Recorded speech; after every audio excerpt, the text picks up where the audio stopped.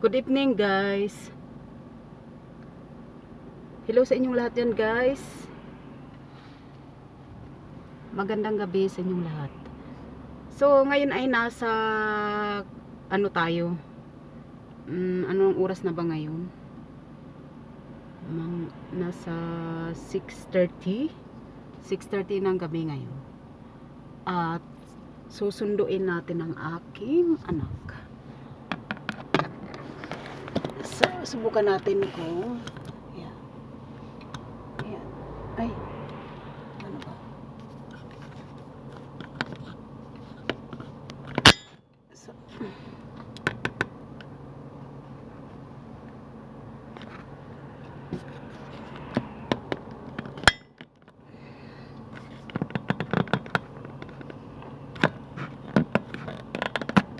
sunduin ko ang aking anak guys, ang isang anak ko. So gabi na ngayon.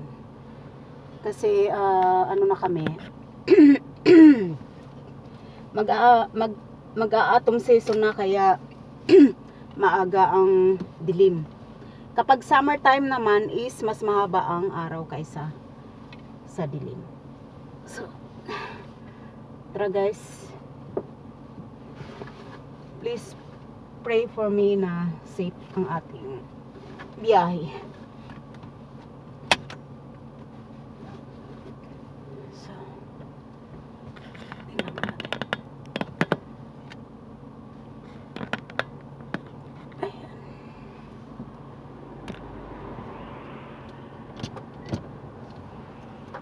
So, dapat ngayon guys, ang temperature natin ngayon is dapat nasa 16 to 17 degrees Celsius lang. Kaya lang dahil sa climate change is ang actual temperature natin is 20 degrees Celsius. So painit ang panahon. Kasi kagaya sa atin sa Pilipinas is sobrang mainit. Kaya dito naman sa amin sa Europe is imbis na malamig, super lamig is nababawasan na ng konti. Sabihin na lang natin dapat nasa ano kami ngayon, sabihin na lang natin na nasa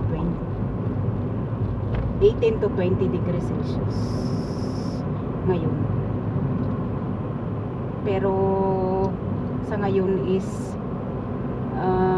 mas mainit, mas mahaba ang aming summertime kasi nga dahil sa climate change. So, ang actual temperature namin ngayon is nasa 22 to 23 degrees Celsius. Pero mo guys, gabi, mag-aalas 7 na ng gabi tapos ganyan ang temperature. So, mainit na yan.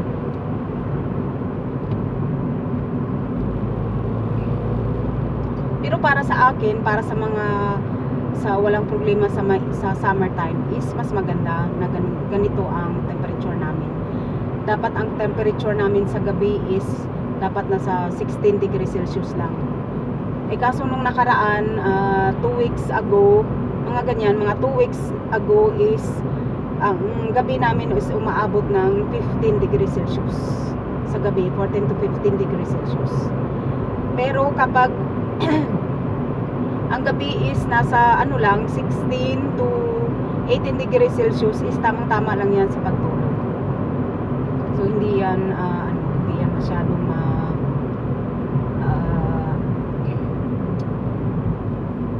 malamig. Kasi dapat sa panahon ngayon ay gumagamit na kami ng heater. Pero naka-off pa ang aming heater dahil nga sa mainit na panahon. Kasi kapag mainit na panahon is ang gamit namin, kapag mainit is hindi namin agad-agad na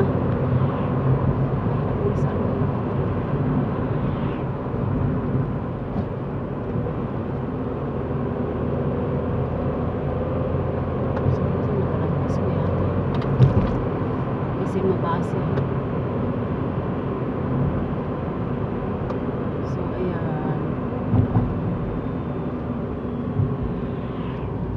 Diyos ko, pwede diretso na lang tayo.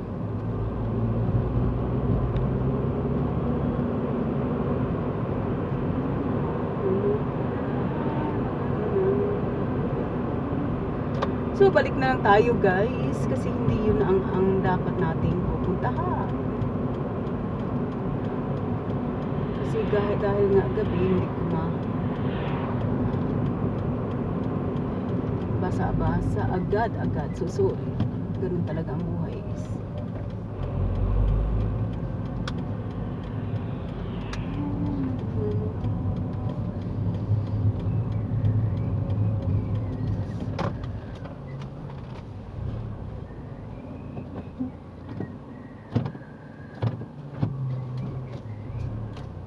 So balik na lang tayo kasi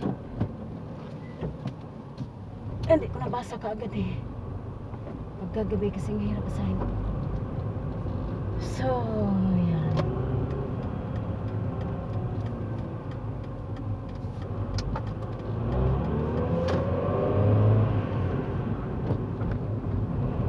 So para sa akin guys, mas maganda kung October hanggang November ang aming temperature is nasa 20 degrees Celsius lang. Mas maganda yung ganun. Kasi nakakatipid kami ng heater. Dahil dito sa Austria, Europe, ang heater is ang mahal-mahal. So dapat talaga hindi pa muna inuuna ang heater. Kasi sa trabaho naman kami araw-araw. Pagdating namin sa gabi, matutulog na lang. So, hindi naman na kailangan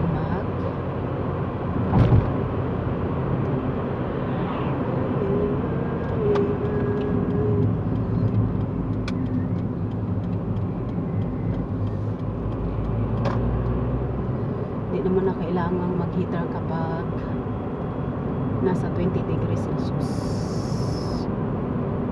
So guys, nasa ano na tayo? Express Highway.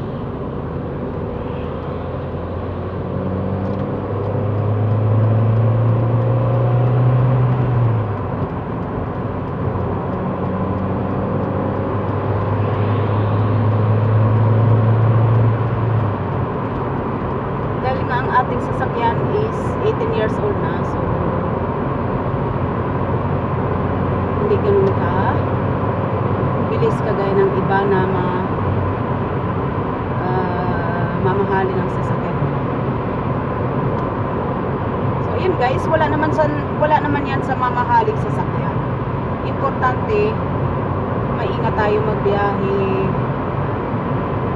tapos yung sasakyan is ayos ang pagtakbo, walang sagabal. Yan ang importante doon. So ayan, nag-overtake na yung nag-overtake na yung mga sasakyan kasi mabagal yung takbo ko. Eh ganun talaga. So as you can see guys, nag-overtake na yung mga sasakyan dahil yung mga yan is mamahalin yung kanilang sasakyan, kaya mas mabilis.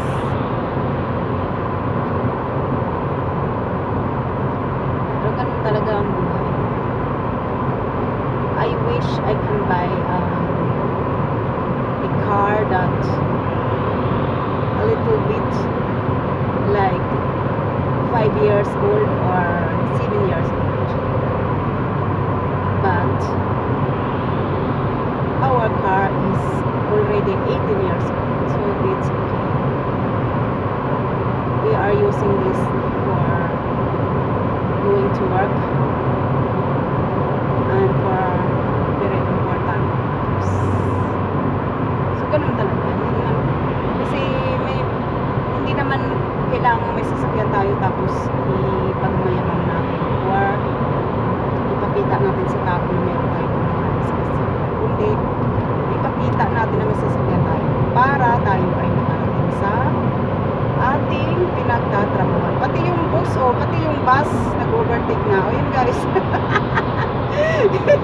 Pati yung bus nag-overtake na sa atin. Dapat tayo ang nag-overtake sa bus. O yun. Ay, 100 ano na nga yung patakbo ko eh. 100. kilometers per hour ang takbo natin. Kaya yung mga bus kasi allowed sila hanggang 120 kilometers per hour ang kanilang takbo. Dahil nga pag 100 kilometers per hour lang ang takbo is nakakatipid ako na ang gasolina.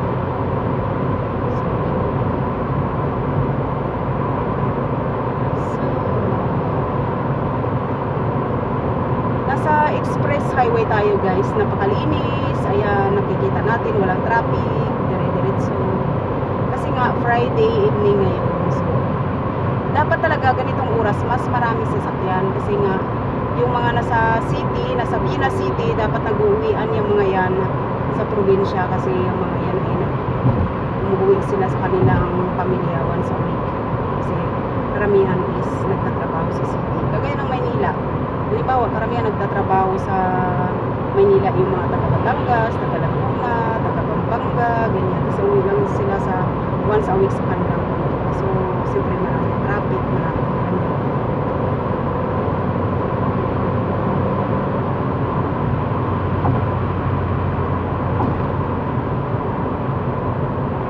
So ganun. Sayang kasi yung anak ko walang driving license. Ang anak ko marunong sa mag-drive, kaya nang wala siyang driver license kasi nga alam niyo na matigas ang ulo, lumalaban sa papa. So kung hindi lumaban sa papa, hindi sana meron na siyang driver license ngayon. Kaso pag ang bata lumalaban sa mama at papa is hindi yan susuportahan kasi nga matigas ang ulo.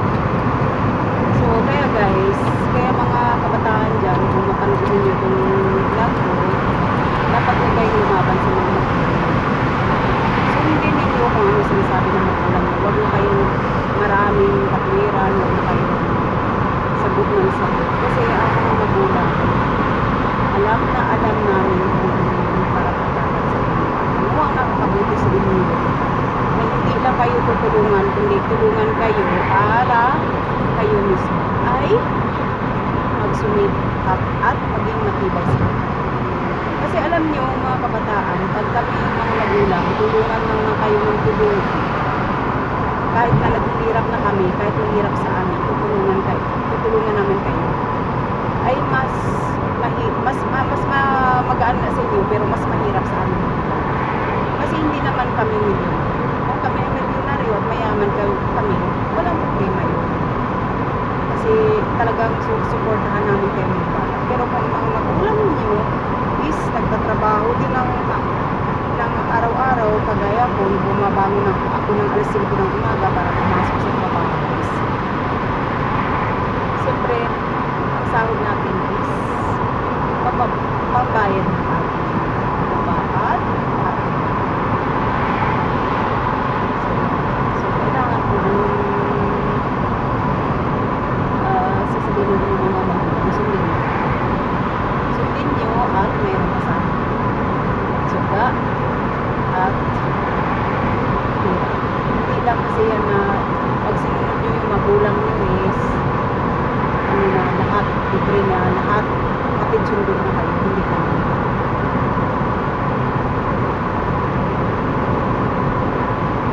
So ganun talaga ang tsuga.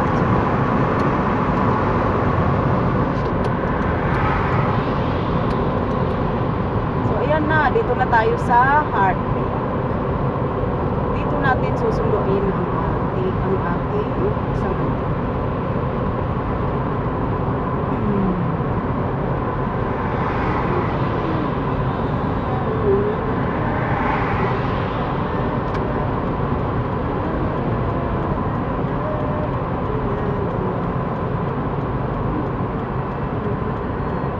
kasi dito siya sa bus station dahil napalampas niya yung isang bus na papunta sa bahay, papunta pa uwi. So ayun na mo full moon. Ang ganda ganda-ganda naman ng gold na gold yung ano